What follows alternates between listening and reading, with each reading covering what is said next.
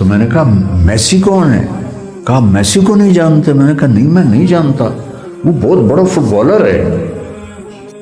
انسان تو بنو گے جب تم قرآن پڑھو گے کہ قرآن کیا کہتا ہے، اور اپنے نبی کو پڑھو گے کہ میرا نبی کیا کہتا ہے، کیونکہ انسان بلائنڈ پیدا ہوتا ہے، اس کو کچھ پتہ نہیں زندگی کیسے گزارنی ہے۔ جانور، پرندے، درخت، چونٹی تک سب کو پتہ ہے کہ ہم نے زندگی کیسے گزارنی ہے۔ انڈے سے نکلتے ہی انہیں پتہ ہوتا ہے کہ میرا کام کیا ہے، مجھے کیسے کرنا ہے۔ انسان پیدا ہو جاتا ہے اور بڑا ہوتے ہوتے پوری زندگی گزار دیتا ہے، اسے پتہ ہی نہیں چلتا کہ میرا کام کیا ہے۔ تو اس لیے نبی کی زندگی تو یہ کسی نہ کسی کو اپنا آئیڈیل بناتا ہے، کوئی نہ کوئی۔ وہ میں ایک دفعہ کراچی میں ایک دوست کے ہاں تھا، تو اس کا چھوٹا بچہ آیا، تو اس کے یہ بال یہاں سے منڈے ہوئے، یہاں سے جیسے صرف اوپر ایک شتر مرغ کی طرح نا اتنے سے بال تھے۔ میں نے کہا یہ تم نے بال کیسے بنائے ہوئے ہیں؟ وہ کہنے لگا میسی بال ایسے بناتا ہے۔ اب مجھے کیا پتا میسی کیا؟ میں نے کہا میسی فرگوسن وہ ٹریکٹر ہے۔ تو میں نے کہا میسی کون ہے؟ کہا میسی کو نہیں جانتے؟ میں نے کہا نہیں میں نہیں جانتا، وہ بہت بڑا فٹ بالر ہے، وہ ایسے بال بناتا ہے، میں ایسے بناتا ہوں۔ تو انسان کو آئیڈیل بنانا پڑتا ہے۔ تو اللہ تعالیٰ نے فرمایا کہ اگر آئیڈیل بنانا ہے تو لقد کان لکم فی رسول اللہ اسوۃ حسنہ، پھر میرے نبی کو آئیڈیل بناؤ، تمہیں یہاں سے پکڑے گا اور دنیا کی مصیبتوں سے نکالے گا اور اللہ کی جنت میں پہنچا دے گا۔ باقی سب بکواس ہے، باقی سب دھوکہ فراڈ ہے۔ تو اس دن کہیں گے ربنا اخرنا، یا اللہ تھوڑی سی الی اجل قریب، تھوڑی سی مہلت دے دے، دوبارہ اسلام آباد بھیج دے، نجب دعوتک، تیری بات مانیں گے، ونتبع الرسل، اور رسولوں کی پیروی کریں گے۔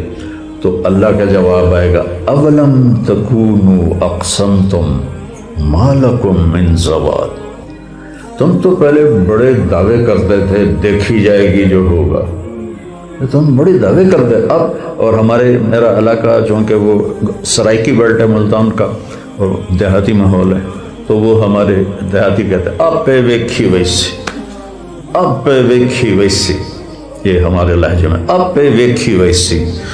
تو اللہ تعالیٰ کہہ رہا ہے تم تو دنیا میں اسلام آباد میں کہتے تھے دیکھا جائے گا، کون ہے ہمیں کچھ کہنے والا، تم کہتے تھے ہمیں کوئی ہلا نہیں سکتا۔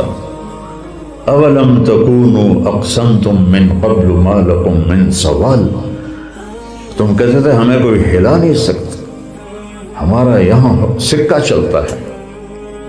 وسکنتم فی مساکن الذین ظلموا انفسہم، اور تم نے اپنے سے پہلے ظالموں کے انجام بھی دیکھے اور ان کے شہر بھی دیکھے۔ ہمارے تو اپنے، میں تاریخ کا بڑا پاگل سا شوقین ہوں، تو اللہ نے مجھے جہاں جہاں پھرایا میں وہاں تاریخی مقامات ڈھونڈنے کے لیے پہنچ جاتا تھا۔ تو تلک مساکنہم لم تسکن من بعدہم الا قلیلا تلک بیوتہم خاویۃ بما ظلموا، یہ جاؤ دیکھو، ہڑپا دیکھو، موہنجو داڑو دیکھو، ٹیکسلا دیکھو، جاؤ وہاں کی تہذیبیں دیکھو، لاہور کا شاہی قلعہ دیکھو، یہ سب بے آباد ہو کر تمہیں بتا رہے ہیں کہ اس دنیا میں اجل ہی نے چھوڑا نہ کسرا نہ دارا، اسی سے سکندر صفات بہارا، ہر ایک لے کے کیا کیا نہ حسرت سے دھارا، پڑا رہ گیا سب یہیں ٹھاٹ سارا، جگہ جی لگانے کی دنیا نہیں ہے، یہ عبرت کی جا ہے تماشا نہیں ہے۔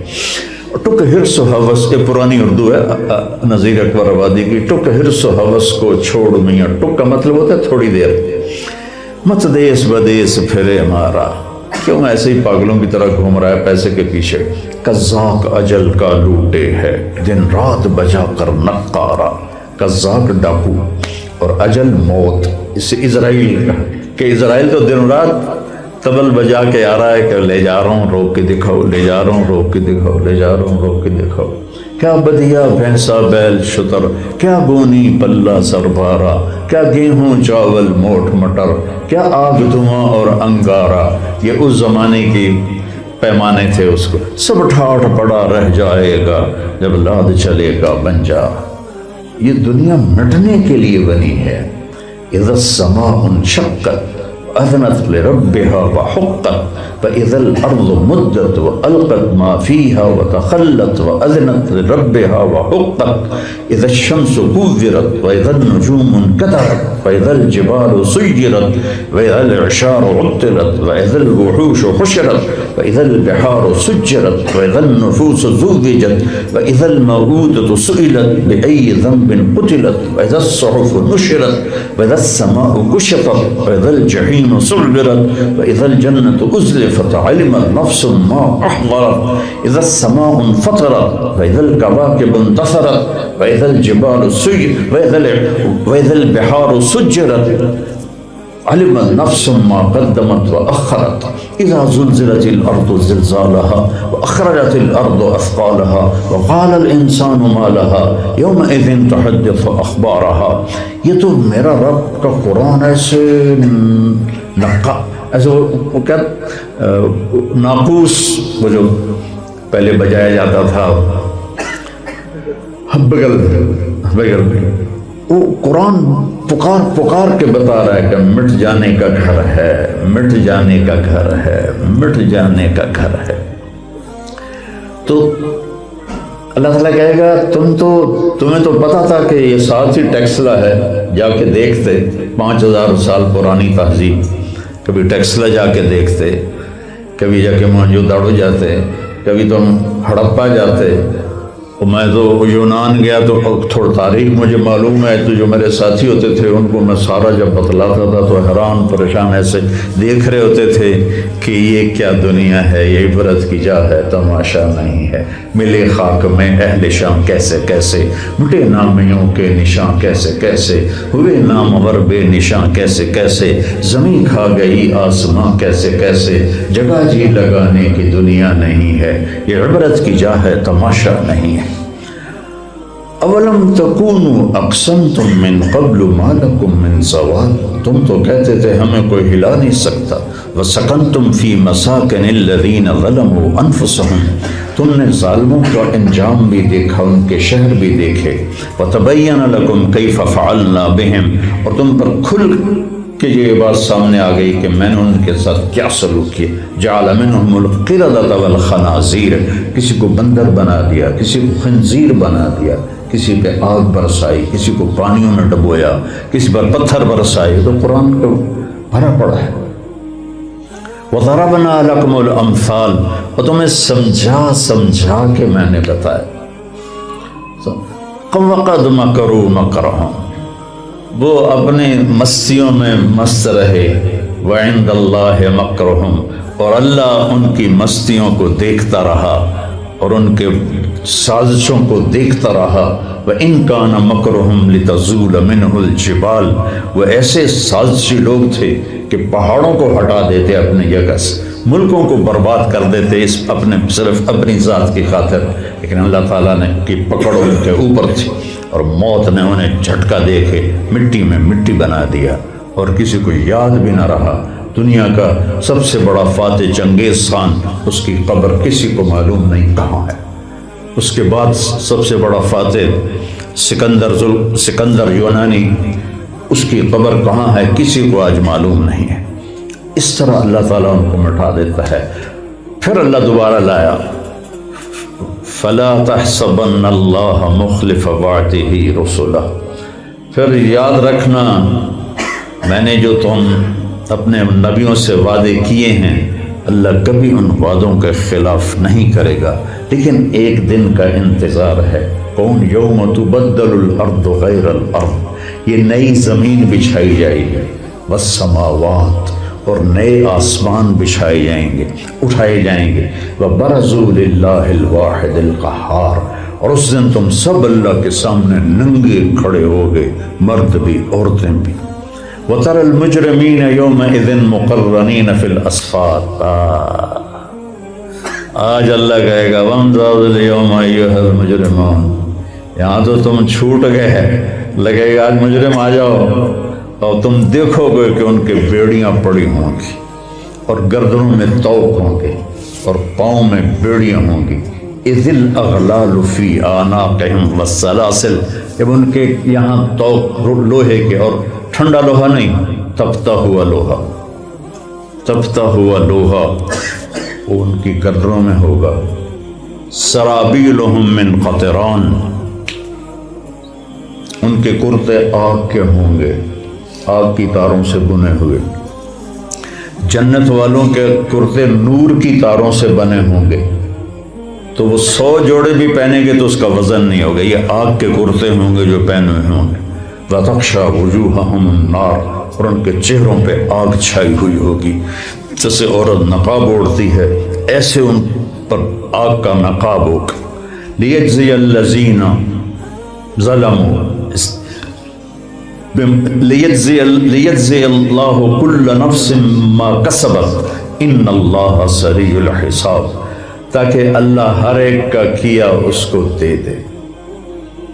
محشر جب قائم ہوگا تو سب سے پہلے قاتل اور مقتول کا فیصلہ ہوگا، عدالت ہوگی. مقتول اس کا خون جہاں اس کو زخم لگا ہوگا وہاں سے خون بہ رہا ہوگا ایسے، اور اس نے قاتل کو یہاں سے پکڑا ہوگا، یہاں سے گریبان کو پکڑا ہوگا. گریبان سے مراد وہ تو ننگا ہوگا، یعنی یہاں سے اس کو پکڑا ہوا ہوگا، اور یوں جھٹکا دیکھ رکھا ہے، یا اللہ سلہ بما قتلنی، یا اللہ اس سے پوچھ اس سے مجھے کیوں قتل کیا تھا. تو اللہ تعالیٰ فرمائیں گے کیوں قتل کیا تھا؟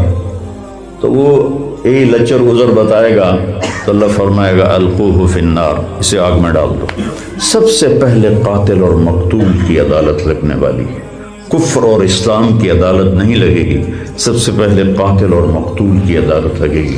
جتنے مظلوم قتل ہو رہے ہیں یہ سب اللہ کے فضل سے امام حسین علیہ السلام کے جھنڈے کے نیچے ہوں گے، اور جتنے ظالم قاتل بن رہے ہیں یا قتل کروا رہے ہیں یا قتل کے فیصلے مشورے کر رہے ہیں یہ سب یزید کے جھنڈے کے نیچے ہوں گے. ان کو یزید کا جھنڈا مبارک ہو، اور مظلوم قتل ہونے والوں کو حسین کا جھنڈا مبارک ہو. اب فیصلہ تم کر لو کہ کامیاب کون ہے. امام حسین جنگ ہار کے بھی کامیاب ہیں، اور شمر لعین اور ابن زیاد جنگ جیت کے بھی مردود ہیں، برباد ہیں. تو یہ چونکہ امتحان کی دنیا ہے، میرے نبی نے فرمایا جب تم پر غم آئے تو میرے غم یاد کرنا تو تمہارے غم ہلکے ہو جائیں گے. تو کربلا کے میدان میں میرے نبی کی 18 آپ کی اولاد کے نوجوان قتل کیے گئے، اور حسین تو نواسے تھے براہ راست. آگے پھر علی کی اولاد اور حضرت عقیل کی اولاد اور عبداللہ بن جعفر کی اولاد، یہ سارے کو 18 شاہ سوار شہید ہوئے. اور ام سلمہ رضی اللہ تعالیٰ عنہ 10 محرم کو لیٹی ہوئی تھیں عصر کے قریب، تو خواب میں دیکھا اللہ کے نبی سر پہ پگڑی نہیں، بال بکھرے ہوئے، ان میں مٹی پڑی ہوئی، داڑھی میں مٹی پڑی ہوئی، چہرہ زرد. تو انہوں نے کہا بے ابی انت و امی، میرے ماں باپ قربان یا رسول اللہ، یہ آپ کا کیا حال ہوا؟ تو فرمایا حضرت مقتل حسین. ام سلمہ حسین کو قتل ہوتے دیکھ کے آ رہا. اور حضرت عبداللہ بن عباس نے اسی وقت خواب دیکھا کہ آپ کے ہاتھ میں ایک بوتل ہے جس میں خون ہے، اور زمین پہ خون پڑا ہے، اس کو آپ ایسے لب کے ساتھ لے کے اس بوتل میں ڈال رہے ہیں. تو انہوں نے پوچھا یا رسول اللہ یہ کیا ہے اور یہ آپ کیا کر رہے ہیں؟ فرمایا یہ اس بوتل میں حسین اور اس کے ساتھیوں کا خون ہے، اور جو پڑا ہوا ہے وہ بھی اس میں ڈال رہا ہوں. قیامت کے دن ان کا وکیل میں بنوں گا، اور عدالت قاضی اللہ ہوگا، وکیل محمد ہر مظلوم کا وکیل محمد مصطفیٰ ہوگا. لگ پتہ جائے گا.